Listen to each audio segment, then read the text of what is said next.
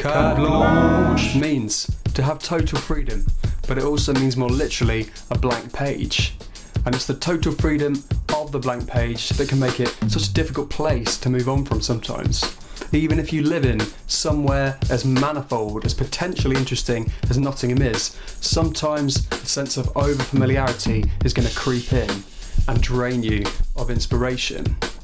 But we can't give up that easily. There must be a way to refill that spring just by seeing familiar places from newer perspectives.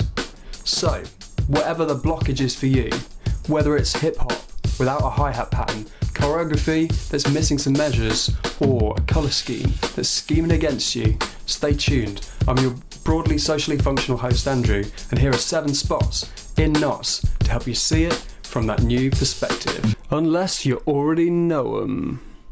Park Tunnel. Michelangelo said, "I saw the angel in the marble, and I carved until I set him free."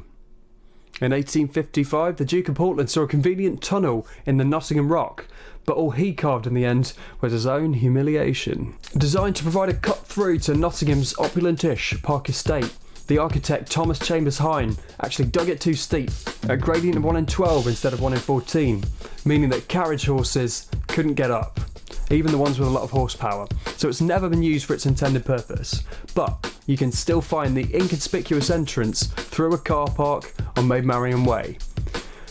Just don't bring your horse. Bromley House Library. Above Nando's and above Card Zone on Angel Row lies a palace of pages called Bromley House. This began life as a Georgian townhouse and in the 19th century was converted into a labyrinthine burrow of a library. Now, historically, staff have had their work cut out shushing the membership. In 1840, there were reports of pistols being fired inside, and in 1848, a baby was abandoned there, presumably in the children's section. Lately, the volume seems to have dropped a bit, and if you stump up the reasonably priced membership fee, it's a welcome sanctuary from both hustle and bustle. Drury Hill.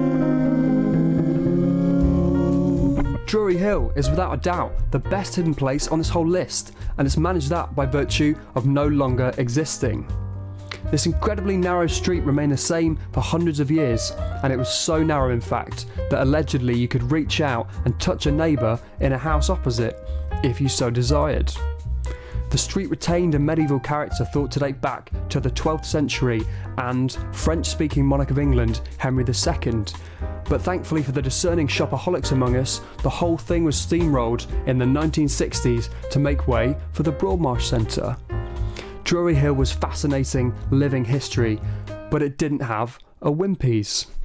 Sneinton Hermitage. The poet John Taylor visited Notts, and in 1639 he said, "If a man be destitute of a house, he has only to go to Nottingham with a mattock, a shovel, a crow of iron, a chisel or a mallet, and with such instruments he may play the mole, the coney, the pioneer, and work himself a hole and a burrow for himself and his family, where over their heads the grass and pasture grows."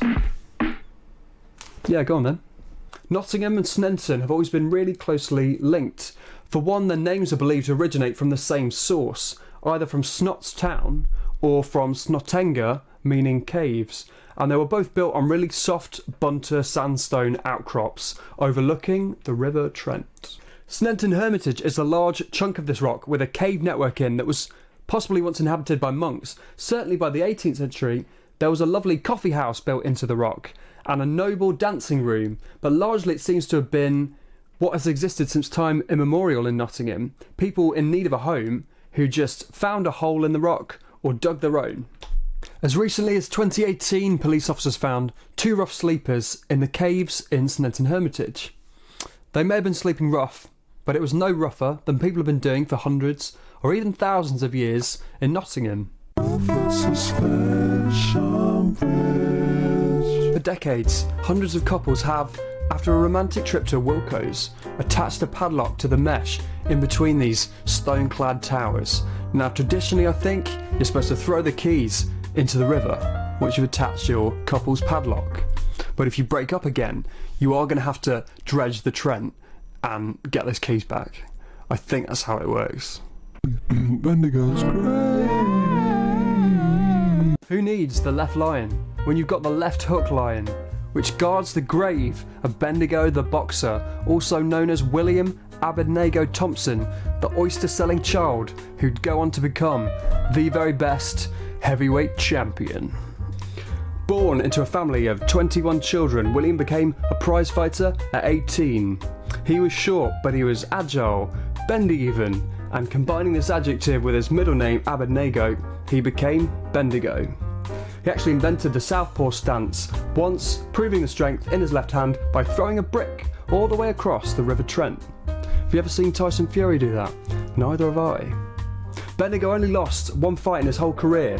He could draw up to 10,000 people into his crowds, and he could count among his fans Arthur Conan Doyle, the author of Sherlock Holmes, who wrote the following poem.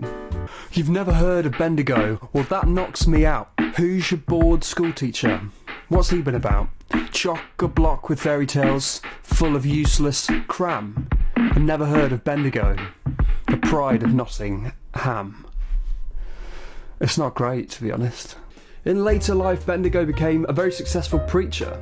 He then died by falling down the stairs in a house in Beeston and was buried in St Mary's Rest Garden. His grave is a much better tribute than that poem.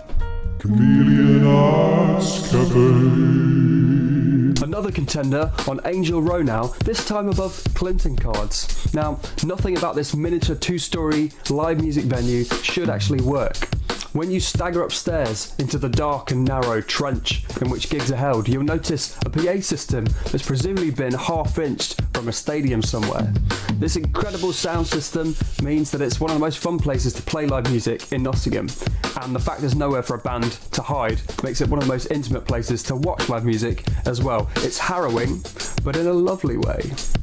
There we are. If you've found yourself digging your knife into the peanut butter jar of inspiration, desperately trying to scrape out the creativity that's stuck to the side, I hope that a visit to one of these places is going to help you out. And if you have any ideas for other places that I've missed, why don't you make your own video? Go on.